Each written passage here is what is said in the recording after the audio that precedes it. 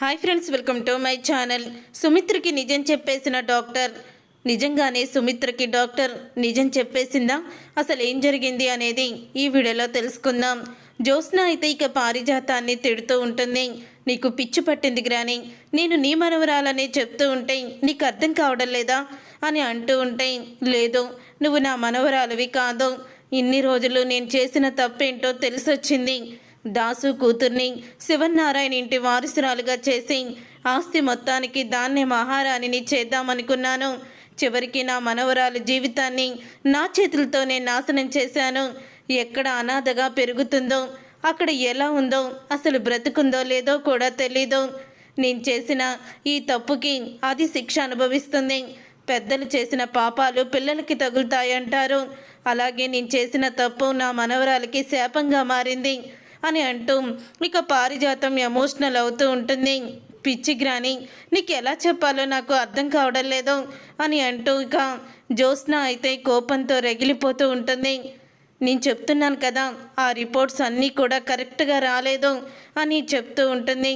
ఇంతలో సుమిత్ర అయితే వీళ్ళ మాటల్ని వినేస్తుంది. ఇదేంటి జ్యోత్స్న, రిపోర్ట్స్ కరెక్ట్గా రాలేదు అంటుంది. ముందు వచ్చిన రిపోర్ట్స్ గురించి మాట్లాడిందా, లేకపోతే మొన్న మ్యాచ్ అయ్యాయి రిపోర్ట్స్ అని డాక్టర్ చెప్పిన వాటి గురించి మాట్లాడిందా అని సుమిత్రకైతే ఇక అనుమానం అయితే మొదలవుతుంది. ఇంతలో కార్తీక్, దీప అయితే వస్తారు. అప్పుడు ఇక వాళ్ళు రావడం చూసి కార్తీక్ దగ్గరికి అయితే వెళ్తుంది సుమిత్ర. రే కార్తీక్, నీతో ఒక విషయం మాట్లాడాలరా అని అంటూ ఉంటుంది. సుమిత్ర అయితే ఏంటత్తా అని అనగానే ఇంతలో ఇక శౌర్య అయితే నడుచుకుంటూ వస్తూ ఉంటుంది. ఇక శౌర్య అలా వస్తూ ఉంటే అప్పుడు ఇక శౌర్యని చూసి, ఏంటి అమ్మమ్మ, ఎప్పుడు కూడా పరిగెత్తుకుంటూ గలగలా నవ్వుతూ వచ్చేదానివి, ఈరోజేంటి అలా మౌనంగా ఉన్నావు అని అడుగుతూ ఉంటే, ఏమో తెలీదు, తను ఎందుకో అలా డల్గానే ఉంది, అందుకే స్కూల్కి కూడా పంపించలేదు, ఇక్కడికి తీసుకొచ్చాము అని కార్తీక్ అయితే అంటూ ఉంటాడు. నువ్వు అమ్మమ్మ అంటే ఇష్టం కదా, ప్రతిసారి అమ్మమ్మ ఇంటికి తీసుకువెళ్ళమని అడుగుతావు కదా, మరి ఇప్పుడు వచ్చాక అంత సైలెంట్గా ఉన్నావేంటి శౌర్య, ఏమైంది నీకు? ఇంటి దగ్గర కూడా ఇంతే అమ్మా, ఏం మాట్లాడలేదు అని అంటూ ఉంటుంది. దీప అయితే అమ్మమ్మ నాతో అన్నీ చెప్తుంది, నేను మాట్లాడిస్తానుగా దాన్ని అని అంటూ శౌర్యని గదిలోకి అయితే తీసుకువెళ్తుంది. శౌర్యని గదిలోకి తీసుకువెళ్ళి ఇక అడుగుతూ ఉంటుంది. సుమిత్ర అయితే ఏంటమ్మమ్మా, ఇంటికి అలా ఉన్నావు, ఏం కావాలి, ఏమన్నా బొమ్మ కావాలా, మీ నాన్న కొనివ్వలేదా, ఏదైనా వస్తువులు అడిగావా, చెప్పమ్మమ్మా, నీకేం కావాలన్నా నేను కొనిస్తాను అని అంటూ సుమిత్ర అయితే శౌర్యని అడుగుతూ ఉంటుంది. అప్పుడే శౌర్య అయితే అమ్మమ్మ అంటూ ఇక సుమిత్రని పట్టుకొని ఏడుస్తుంది. అలా శౌర్య ఏడవడం చూసిన సుమిత్ర, ఏమైందమ్మా, ఎందుకు అలా బాధపడుతున్నావు, ఏం జరిగింది అని అడుగుతూ ఉంటుంది. సుమిత్ర, అమ్మ కడుపులో ఉన్న బుజ్జి పాప బ్రతకదంట, అమ్మ నిన్ను కాపాడి తన బుజ్జి పాపని చంపేసుకుంటుందని రాత్రి అమ్మా నాన్న నేను నిద్రపోయాననుకొని ఇద్దరు మాట్లాడుకొని బాధపడుతున్నారు. ఇక బుజ్జి పాప కడుపులో ఉండదు, కొన్ని రోజుల్లో ఇక బుజ్జి పాప చనిపోతుంది. అమ్మమ్మ బ్రతికుండాలంటే, అత్త బతుకుండాలంటే మన కడుపులో ఉన్న బిడ్డని చంపుకోవాల్సిందే అని నాన్న ఏదేదో మాట్లాడారు. డాక్టర్ హారికని అడిగాను, ఆవిడ ఇక ఏ పరిష్కారం లేదన్నారని కూడా అన్నారు. నాకేమీ అర్థం కాలేదు. పెద్దవాళ్ళు మాట్లాడుకుంటున్నారు కదా, మళ్ళీ నేను తిరిగి అడిగితే నాన్న తిడతారేమో అని నేను ఎవరికి చెప్పాలో అర్థం కాక చాలా బాధపడుతున్నాను. నాకు బుజ్జిపాప అంటే చాలా ఇష్టం అమ్మమ్మ, ఎప్పుడెప్పుడు బుజ్జిపాపని చూస్తానా అనుకుంటున్నాను అని చెప్పి శౌర్య అయితే బాధపడుతూ ఉంటుంది. శౌర్య మాటలకి షాక్ అయిపోతూ ఉంటుంది. సుమిత్ర అయితే ఇక షాక్ అయిపోతూ, ఇదేంటి, దీపా కార్తీక్ కడుపులో ఉన్న బిడ్డ చనిపోతుందని, అది కూడా నన్ను కాపాడడానికి కడుపులో ఉన్న బిడ్డ చనిపోతుందని చెప్పడం ఏంటి, డాక్టర్ హారిక గారు కూడా ఏమీ పరిష్కారం చెప్పలేదని కార్తీక్ అంటున్నాడని శౌర్య అంటుంది. వీళ్ళందరూ కలిసి నా దగ్గర ఏదో నిజాన్ని దాచిపెడుతున్నారు, అదేంటో డాక్టర్ని అడిగి తెలుసుకోవాలి అని అనుకుంటూ ఉంటుంది సుమిత్ర. అప్పుడే ఇక సుమిత్ర అయితే నేను గుడికి వెళ్ళొస్తాను శౌర్యని తీసుకొని అని అంటూ ఉంటుంది. సుమిత్ర అయితే అప్పుడే ఇక సుమిత్ర అన్న మాటలకి నేను వస్తానత్తా అని అడుగుతూ ఉంటే, వద్దు, నేను శౌర్యం తీసుకొని వేరే కారులో వెళ్తానురా, మళ్ళీ ఇంట్లో ఎవరూ లేరు కదా అని అంటూ ఉంటుంది. సరే అత్త జాగ్రత్త అని అంటూ ఉంటాడు కార్తీక్. అయితే తరువాత ఇక గుడికని చెప్పేసి సుమిత్ర అయితే హాస్పిటల్కి వెళ్తుంది. సుమిత్ర హాస్పిటల్కి రావడంతో సుమిత్రని చూసిన హారిక అయితే షాక్ అయిపోతూ, సుమిత్ర గారు మీరేంటి ఇలా వచ్చారు, ఫోన్ చేస్తే నేనే వచ్చేదాన్ని కదా అని అంటూ ఉంటుంది.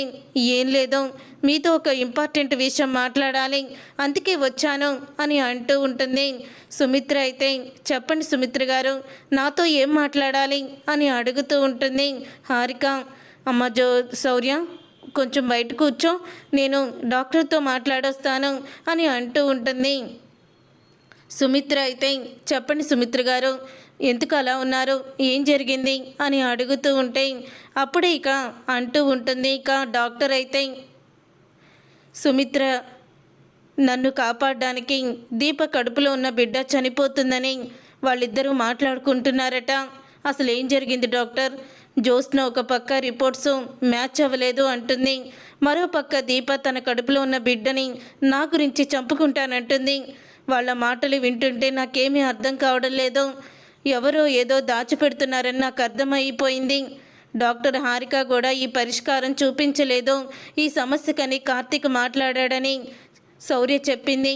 పిల్లలు అబద్ధాలు చెప్పరు, చెప్పండి డాక్టర్ ఏం జరిగింది, నా గురించి దీప తన కడుపులో ఉన్న బిడ్డని చంపుకోవడం ఏంటి అని అడుగుతూ ఉంటుంది సుమిత్ర. అయితే అప్పుడు ఇక సుమిత్ర మాటలకి షాక్ అయిపోతూ, సుమిత్ర గారు నేను దశరథ్ గారితో అంతా చెప్పాను అని అంటూ ఉంటే, ఆయనతో చెప్పడం కాదు నాతో చెప్పండి ఏం జరిగింది అని అడుగుతూ ఉంటుంది.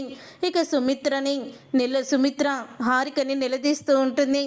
అప్పుడు ఇంకా ఆ మాట విని, మీరు కంగారు పడకండి, ఎమోషనల్ అవ్వకండి, అంతా దశరథ్ గారు చెప్తారు, ఆయన చెప్పరు డాక్టర్. ఇప్పుడు మీరు నాకు చెప్పకపోతే మాత్రం నా మీద ఒట్టే, నిజం చెప్పండి అని అడుగుతూ ఉంటుంది. అప్పుడు ఇక ఆ మాట విని డాక్టర్ హారిక అయితే చూడండి, నేను చెప్పేది విని మీరు గుండె నిబ్బరం చేసుకోండి. జ్యోత్స్న మీ కన్న కూతురు కాదు, దీప మీ కన్న కూతురు. దీప శాంపిల్స్ మీకు పర్ఫెక్ట్గా మ్యాచ్ అయ్యాయి, జ్యోత్స్న శాంపిల్స్ మ్యాచ్ అవ్వలేదు. దీపే మీ కన్న కూతురు, కానీ దీప బోన్ మ్యారో ఇస్తే తన కడుపులో ఉన్న బిడ్డ చనిపోతుంది. తన కడుపులో ఉన్న బిడ్డ చనిపోయినా పర్వాలేదు, నా తల్లిని నేను కాపాడుకోవాలని దీప తన బిడ్డని త్యాగం చేయడానికి మీకోసం ముందుకు వచ్చింది అని నిజాల్ని బయట పెడుతుంది డాక్టర్. అయితే ఆ మాట విని సుమిత్ర షాక్ అయిపోతూ, జ్యోత్స్న నా కూతురు కాకపోవడం ఏంటి అని అనగానే, ఇది 100కి 100% నిజం, నాకు ఈ విషయం కూడా చెప్పింది కార్తీక్ దీపే, వాళ్ళకి ఈ విషయం ముందే తెలుసు అని అంటూ ఉంటుంది డాక్టర్. అయితే చూసారుగా ఫ్రెండ్స్, రాబోయే కథలో ఖచ్చితంగా ఇలాగే జరగబోతుంది. మరి ఇలాగే జరగాలని మీరైతే కోరుకుంటున్నారా? అయితే వీడియోని తప్పకుండా లైక్ చేసి ఛానల్ని సబ్స్క్రైబ్ చేసుకొని పక్కనే ఉన్న గంట సింబల్పై ఆల్ అని క్లిక్ చేయండి. అప్పుడే మేము పెట్టే ప్రతి వీడియో మీరు మిస్ కాకుండా చూసేవచ్చు.